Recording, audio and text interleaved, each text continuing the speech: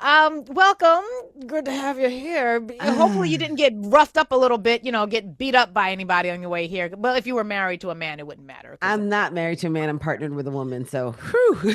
Not that there there's you not go. Safe domestic harbor. intimate partner violence among women, but it's not Well, the. that might be a crime because it's a woman against a woman. I think he's only talking about men beating women in this. Honestly, at this point, he might have like a cage match on the White House lawn if it was like two women fighting. The man is crass, I but was like gonna this. add a gross comment about baby oil, but then I remembered Oh who he no. is and I was like, I can't. Let's Oh just move no. on.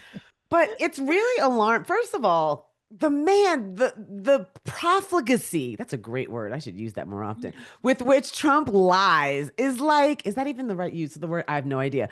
The man fucking lies a lot. Let's just say that, right? The man lies a lot. And so for him to claim, that now people were going into restaurants with guns and like holding up patrons, it's ridiculous.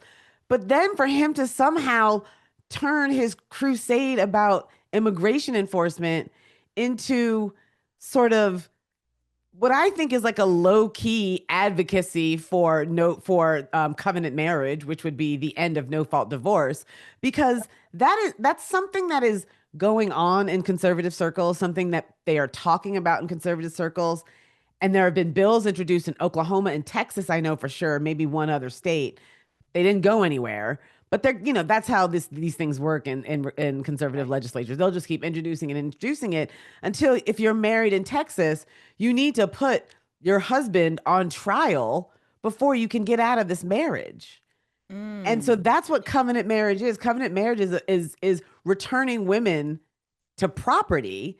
It's just another level of this ongoing sort of devastation of bodily autonomy that women have in this country, right? It's just an extension of Roe, of the reversal of Roe.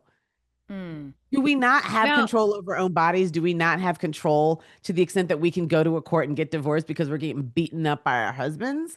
Or if it's just a little fight between a man and a woman and it's no big deal?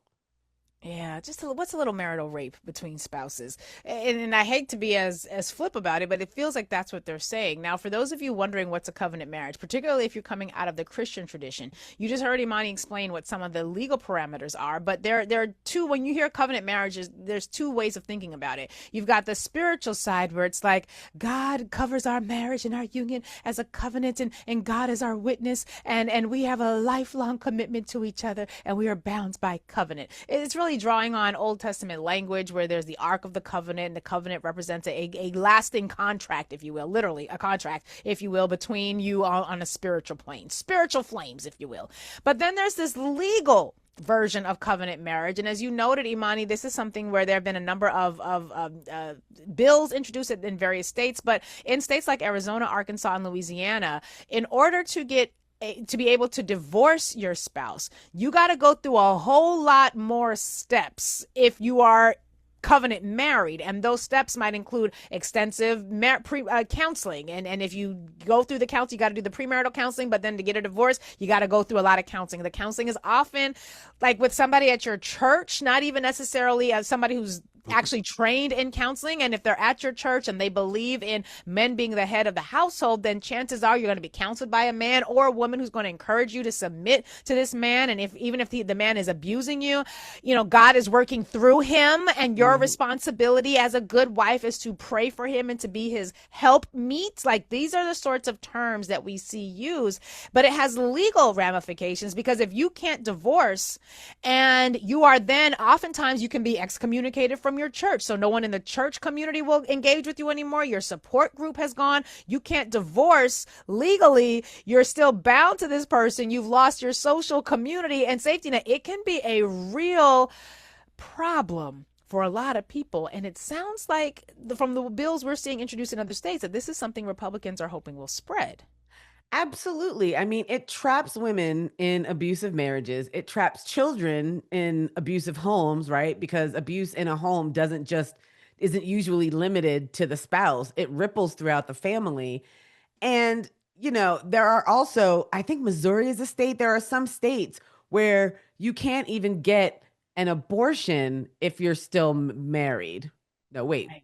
right? You So you it's have like to your marriage your pregnancy has to be completed before before you you can get divorced. before you can get divorced. Exactly. Thank you Right. for I had it twisted in my head because it's twisted, right? Like trying to Yeah. explain what these values are, these conservative values are, and what they mean for women in this country is really appalling. And I said, in 2022, as soon as Dobbs came down, that every woman and every person capable of becoming pregnant got relegated to second class citizenship. We don't have control over our own bodies, right? And Hmm. now they're trying to say that that lack of control over our own bodies extends to marriages. It forces us to remain in marriages that are actively harming us.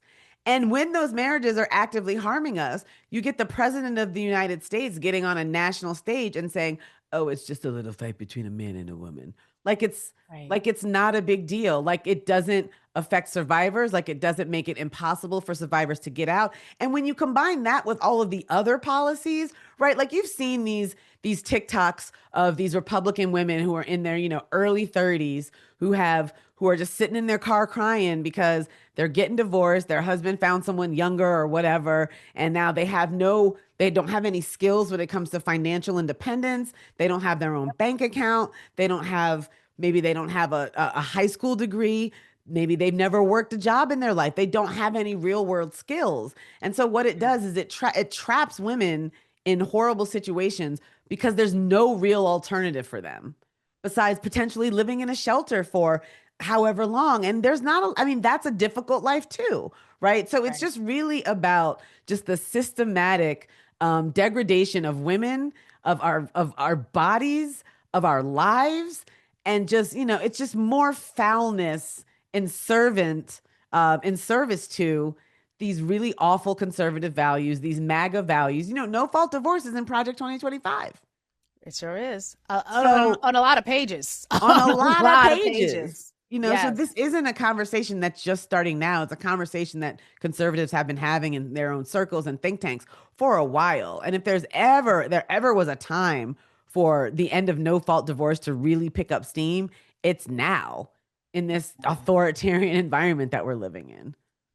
So, Imani, one of the challenges that we have is that people don't know how bad things used to be, right? I saw recently that there's this organization of grandparents starting now called Grandparents for Vaccines, because grandparents are like, no, I remember my friend having to live in an iron lung, and the polio vaccine took care of it. Like, so basically grandparents people who are old enough to remember what it was like to catch measles and then have if you survive the measles infection, your entire immune system's memory bank wiped out. So you were then exposed, every single thing that made you sick thereafter, your body was experiencing it as if it were for the first time. There was no immunity memory.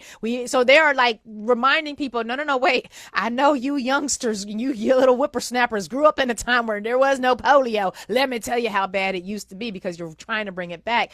And so not knowing how bad things used to be not knowing the history is one of the ways that people stupidly walk into their demised future. Can you help us understand what was happening for women? If you had a vagina in this country and a set of reproductive organs that included breasts, ovaries, anything of that nature, whether you identified or not, prior to legislation that would allow you to open a bank account like the Equal Credit Opportunities Act, what was happening for women who perhaps wanted to strike out on their own? Maybe they could get married and didn't want to. Maybe they never wanted to get married and their parents didn't force them. What were some of the economic challenges that women were facing way back in the ancient times of like the early 70s of the 19s? Right. I mean, if you think about like one of the things you said, not being able to open a bank account, not being able to have your own credit cards, imagine being that financially constrained to where you have no money or you remain stuck to a man who's abusing you, who's violent towards you, who's violent towards your children. We have to be clear, like that level of abuse was common because as much as we talk about toxic masculinity now, there have been a lot of steps that have been made when it comes to recognizing intimate partner violence. There's been legislation that has been enacted that sometimes Republicans don't ever want to re-up, but Right. there have been protections that have been put in place for women so that they can get out of these abusive marriages. And what Republicans want to do, and I really do think that this is part of their great replacement theory concern, Mm, right? If you think about all of the stories we're hearing now about the male epidemic of loneliness and how men can't get laid, particularly how MAGA conservatives are so upset because no one on the dating apps wants to go out with them, right?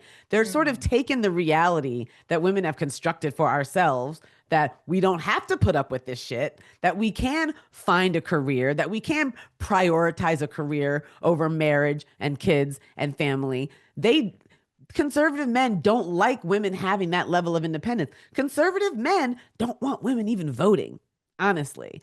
So right. that's what it was Right. like back in the day, right? Whatever the man said went. This idea of a covenant and submitting to your husband, that was culture. It wasn't even just a religious thing, that was just the culture of the country. And if you got stuck in a bad marriage, then there was something that you needed to do to fix it.